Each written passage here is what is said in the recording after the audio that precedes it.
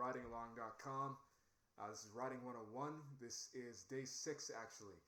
Day 5, a little delayed. That's okay. Doesn't mean it's not happening. Still trying to get a video for every single day here. And one way or another, it's here. We're still doing it. So, first, welcome. If you haven't heard already, if you haven't seen any other videos, go ahead and check this out. If you have your copy, write your book, all right? And today we're going to be talking about, in a sense, the importance of memorable characters, and as aptly titled, unforgettable characters. So, in the spirit of most of these, this writingalong.com content, or writing, just the channel in general, it's all a conversation. So, I want you to really tell me, or if you want, go ahead and pause after I say this, or say it in your own head. What are some unforgettable characters you remember? And I don't just mean from books, like, yeah, books ideally, but I mean television shows, movies. Just go ahead and let me know what characters have stood out to you, have kind of stood the test of time, years later, decades later, that you still remember, that you think about on your own time, like long after you've read the series, watched the series. And that kind of self-understanding, that kind of self-reflection is what's going to help you write your own unforgettable characters, just undoubtedly. So when you have a list, or maybe it's just a one, and sometimes it's just a cut, like a handful, and all the patterns they had in them most likely was some kind of resonance, usually emotional resonance, or it's not always just in what they do, it's why they did it. It's why you can relate with the character on the screen or in a book that is completely unrelatable. If you told someone, like, yeah, I just really connect with them as a character, they would wonder, like, what the hell are you talking about? Like, you've never done anything like that. Like, that's just a different world than you even live in. It's not what they did, it's why they did it. And those reasonings, the whys, aren't something that are spelled out. It's not like your character does something and it's floating across the screen, like, oh, this is why they did that. Some shows, maybe even shows with narrators, or books with very present narrators, even obnoxiously so present narrators, they don't say everything. Okay, you kind of deduce things on their own, and that's usually why you like the series. If this isn't the reason, tell me. Again, conversation, all about it. But I can say pretty confidently, the books you like the most, they kind of made you think on your own a bit. They left some empty spaces, and that's a topic in its own. You'll find a video on that very soon. Empty spaces in your writing, and what those do is allow you to essentially place yourself into the mix, place yourself into the conveying of dramas and events and narratives, and you kind of get to impart and imprint your own identity within it, between the lines. A lot of people put it that way, yeah, between the lines. In the sense of emotions and like other undefinables, things that you can talk about for hours, but you never really reach and circle back to anything. Those are the things that make your character unforgettable. And it's one thing to recognize them, it's one thing to feel them and know them, but it's another to write them. And to do that, you've got to give some kind of motivation to the actions that your characters are doing. Something that isn't textbook.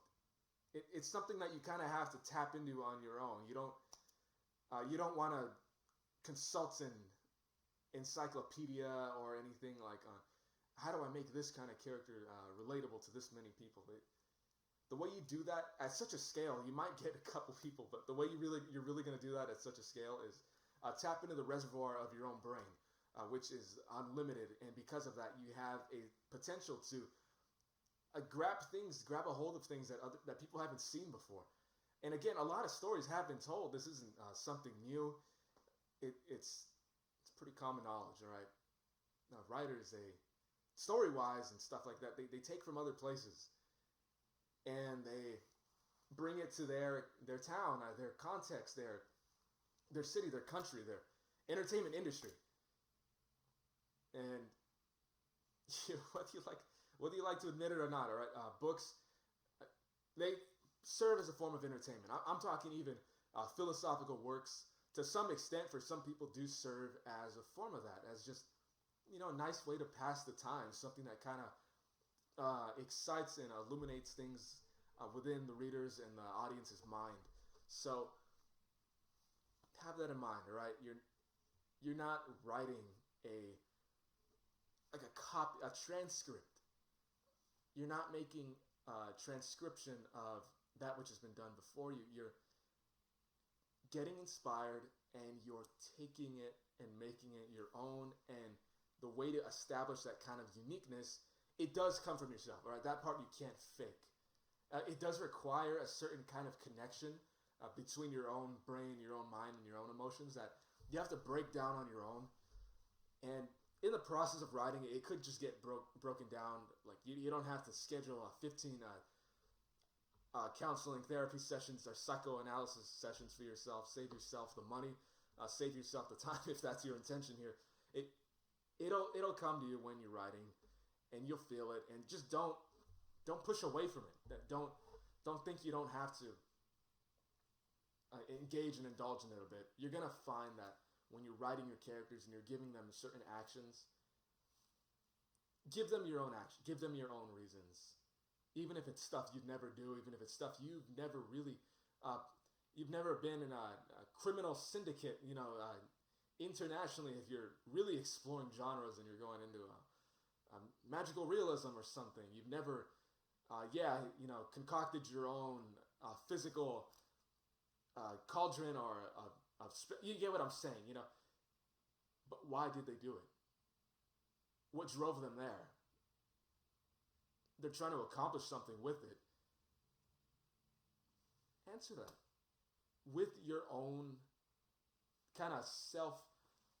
Yeah, you know what? Yeah, it is self-righteous in a sense because it's purely your own, and you are just kind of concerning only over your own motivations. But guess what? Your motivations are unique. And this is where your individuality as a writer can kind of shine because it's not forced. It's not something you got to sit and think about for hours and hours. It's just your gut reaction. Like, if you were this person, why would you do that? Or what made you, what brought you there? And then, like a superficial medical examination, you hit someone's knee and it moves. You should knee-jerk reaction. You should be able to respond and react like, oh, well, obviously because of this, because of that. That's why they did this. And impart that into your characters. That's life. That is where it comes from. That's what separates a character that's very flat and two-dimensional to a multi-dimensional, this kind of transcending even the 3D plane, just entering into people's brains and memories, long-term memories, and you're just going to kind of stay there rent-free because they're welcoming you in. They're welcoming those things that you created into their minds because they teach them a little bit about themselves because there, in fact, is someone acting. There's someone not being passive. Reading inherently, at its core, is it's kind of a passive activity, and that's okay. There's a lot to be accumulated and understood in oneself in that process, but you're creating these active agents which are participating in narrative progressions, and your reader is the one they're not out there doing that while you're telling it, or else they wouldn't be reading, right? So you create them. The audience is going to be so grateful because you're teaching them something. You're creating conversations within the audience. And they might even go on to talk about those characters to other people. I don't want to say guilty, but I've done it. Like, I've had long conversations with people about fictional characters. I don't know if you can relate with that. I'm pretty sure some of you out there can. If you can, go ahead and let me know what characters you've had these long debates over. And then you kind of sit after and you think like, oh, they're not real. What was I talking about? But you don't regret the conversation. You don't debate. You don't regret those debates and that kind of dialogue because somehow, some way, it was still productive. It still meant something. And there's no denying that part. And again, the idea is because it was something real. It was something new. the story, it didn't have to be something that no one has ever seen before, no one's ever read before, but the way the writer had created those characters, the way you're going to create those characters, they're going to tap into something that is very individual and significant because it's in every single way, it's a part of you, and no one else could have developed that. The significance and the individuality really shines through there. Those points. So you can really stop stressing if you need to over needing to research how to make an unforgettable character. Needing to give them like a task list. They could be doing the most mundane of tasks, or the most grand too. And it's this contrast that is really going to speak even more. They can be a lawyer, all right? They can just be doing paperwork. Most of their life is just paperwork. It's not even the litigation. It's not even the courtroom appearances, the dramatics. It's not that. It could just be someone who's, they spend their life at a basic, just kind of existence, like a cookie-cutter existence. And maybe they have some dissatisfaction with it, or maybe they have satisfaction with it. It doesn't matter. But what they do, what they decide to do first thing in the morning, how they greet the people around them, how they speak to the people who matter to them or don't matter to them, what car they drive, like the way they drive, that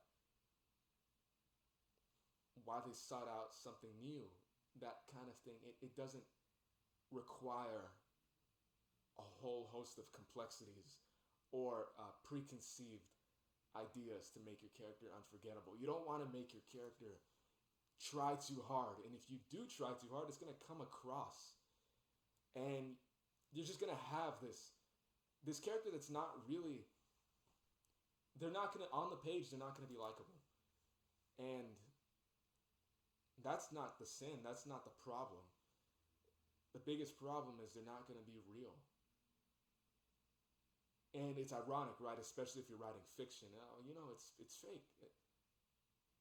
It's a little more than that, all right? It's a little, if it was so false, if it was so unreal, it wouldn't be reaching this many people. It wouldn't be, how would it be crossing this bounds, this invisible border between fiction and reality, all right? If they're so separated, why is there such a strong intrinsic connection between the two sometimes? It's kind of like there's not really a wall there, there's not really a border there. Or if there is, it can be broken and passed through. It can be broken by real characters. And give away a little part of yourself now and then, okay? You have a lot of ideas. I know you do in you. You have a lot of ways of bringing them about. Sometimes it's just a little hard, getting them all together, getting them into something that you can really understand, and getting them to something real, something done, something complete. And you can do it, all right? Just don't be afraid to sacrifice that part of yourself, because you got a lot going on in there, okay? Especially if you're a writer, you got a lot to give, a lot. You're suffocating in there sometimes. Give some of it away. Do so productively with character. Make an unforgettable character. Give them your reasons.